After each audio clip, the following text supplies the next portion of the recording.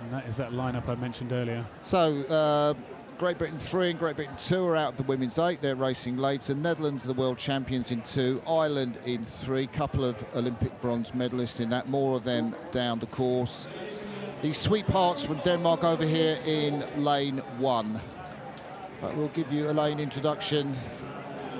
There is Lauren Irwin in the bow seat, and going down the boat, Annie Campbell-Ord, Harriet Taylor and Evie Stewart in the stroke seat. Women from the 8. Got a lot of racing to do today. Marlies Oldenburg had that terrible accident up in the bows, but recovered from it to win the world title. Hermione Drent, Tinker Offerings and Bente Boonstra in the stroke seat. And I think Bente Boonstra's hair has been done by Rose de Jong, actually, this morning at breakfast. So it's great to see Emily Hegarty back in the stroke seat. Adds so much to this for Imogen Magna, Natalie Long and Emma Lamb behind her. Emma Lamb just behind her. The Skibbereen oarswoman. Well, Great Britain won. This is Great Britain's top women's sweep boat. Helen Glover, double Olympic champion up in the bows. Esme Booth, Sam Redgrave back in the 3 seat. She was world champion in 22 in that same seat when Britain won that title. Rebecca Shorten in the stroke seat. Another 4 women from the British Women's 8. Emily Ford, she has been stroking the British Women's 8. Her brother strokes the British Men's 8. And then behind Emily, we have got Holly Dunford from Molesey Boat Club, Rowan McKellar and Heidi Long up in the bows. The Danish sweethearts, follow them on Instagram. Great to see them in the final. Astrid Steensberg, Julia Poulsen, Frida Sangard Nielsen, and in the stroke seat, Marie Johannesson. Well, after the Irish pair was so aggressive in that second half of the race, what have this Irish 4 got, Greg? Yeah, no, the Irish double were fantastic coming towards the end in the men's double. All 4 of these crews get away. I wonder how racy the Irish women will be. They really were in the heat to win that heat and get themselves that centre lane. But let's be clear, we've got the world champions one side of them, the Netherlands, and the Great British crew, who were silver medalists last year, the other side of them. And here's the woman I think's made a difference to this Irish crew. From Skibbereen Boat Club, right down there in Cork in the west of Ireland. She is Emily Hegarty, missed last season. She's a real tough cookie. And I think it's been great to see her back in the Irish women's 4. Olympic bronze medalist, now making such a difference. But it is Great Britain 1, leading out by a metre. Well, it's Rebecca Shorten in that stroke seat, and I expect to see real relaxation and calm and efficiency from both the British 4 and the Dutch 4 when we get a look at them. But the British will be pleased to see themselves edging up. They've got about a half a length now on the Netherlands in lane 2, and it's actually their own boat, GB2, that were going with them on this side. Yeah, and surprisingly, the Irish and the Dutch world champions are off the back in this first 500. How important do you think that is in a race like this, Greg? You know, who gets the 500 first? Not that important. We all know what rowing is like. It's so special that it's a 2,000-metre course. It's going to be about 6 minutes or so, and they're going to have to work it the whole way. So we know that what happens in the first 500 is important. The Dutch tend to get into a strong rhythm. They tend to be super efficient. So let's see whether the British can keep moving on that boat over there in lane 2. The Irish will be worried about being this far back, though, I think. So I have to say that is 0.3 of a second inside world's best time pace, set by the New Zealanders on that very fast course in Amsterdam in 2014. And Great Britain have set a blistering pace as the tailwind starts to blow down the lake. Will the world's best time be under threat if Britain keep up this pace? Yeah. Ireland off the back, Greg. That is a surprise after their performance in the heat. Netherlands almost a length behind the British. They've got an awful lot of work to do. Well, you can see on those distances, that's a big gap, 14 metres between Great Britain and the Netherlands. We expect the Netherlands to be in there with an overlap at least on the British number 1 boat. As it is, they're in a real race here. It's the British number 2 boat, and then the camera needs to pan up here to see this boat. Helen Glover now back in a bow seat. She's won all her races sitting in the bow seat of a coxless pair. Now she's in the bow seat of a coxless 4.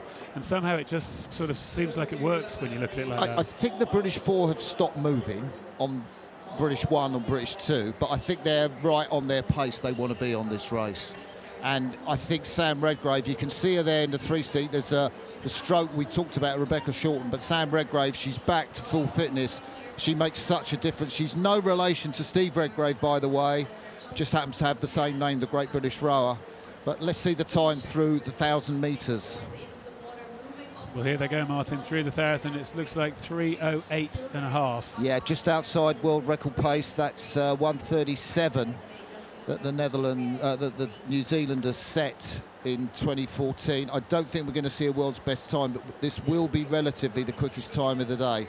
Well, you can see the wind is just filling in, but actually it's about how well they're rowing. And I'm just looking on that drone shot about how clean that GB1 boat looks. Shows the strength in depth of the Great Britain team as we're having a look in here. And there is that calmness that we see on the British faces, that they're just churning it out very, very efficiently. I have to say, Rebecca Shorten, she's a fantastic stroke woman. When she's got someone like Redgrave behind her who can really anchor the boat in the 3 seat, I think it's so important to make a 4 go fast that you've got an anchor that can be really long in the 3 seat. I think they found the ideal seat for Helen Glover. They tried her in lots of different seats of the boat last year, didn't really work out. But the mother of 3, the double Olympic champion, the veteran, is now proving that women with kids can row, from Molo Rowing Club, is now setting the world alight up in the bows of this boat.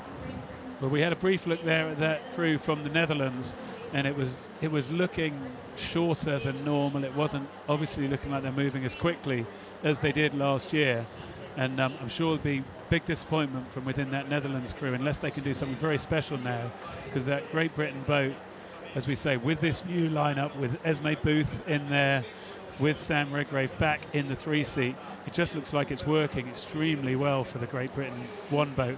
They've got clear water now on their number 2 boat as well, which is a very nice step for them. 3 seconds off world best time pace through the 1,500 metres. Look at that stern running flat. Look at the smoothness and relaxation of Rebecca Shorten there. Let's give a shout out for Esme Booth in the 2 seat.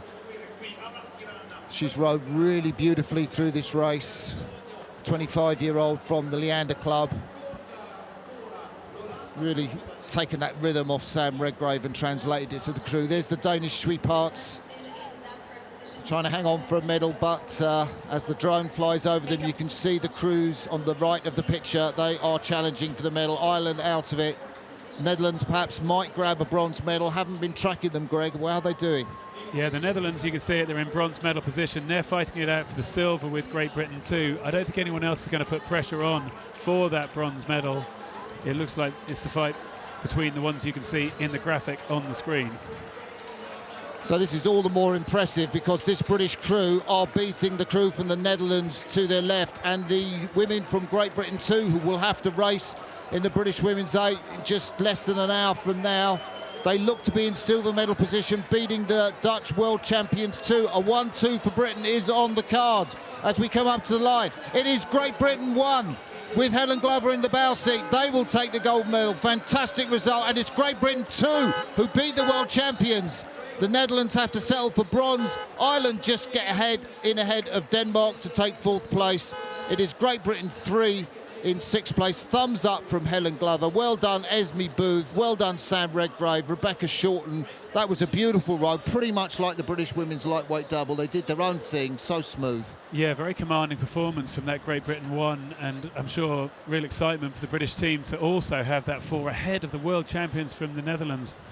The Netherlands, they did look smooth, they look calm, they look relaxed off the water.